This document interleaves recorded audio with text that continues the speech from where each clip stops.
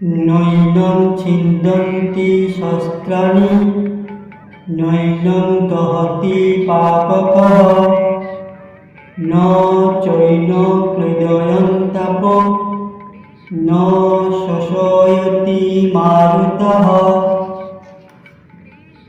আত্মাকে অস্ত্রের দ্বারা কাটা যায় না, আগুনে পোড়ানো যায় না, জলে ভেজানো যায় না বা বায়ুর দ্বারা শূন্য করাও যায় না। এই আত্মাকে না শস্ত্র কাটতে পারে, না আগুনে জ্বালানো যায়, না জল গলাতে পারে, না বায়ুকে শোকাতে পারে। আত্মা কোনো বস্তু নয়, কেটে যাবে, পুড়ে যাবে, গলে যাবে। আত্মার এই স্বরূপ কৃষ্ণ বলেছেন, যেমন কাপড় ফেটে যায়, গলে যায়, আত্মাকে তেমন বস্তু ভেবে ভুল হবে। এই আত্মাকে জগতের কোনো বস্তুর সাথে তুলনা করবেন না।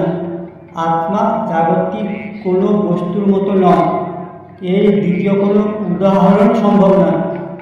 আত্মা নিজেই নিজের মতো বিরল।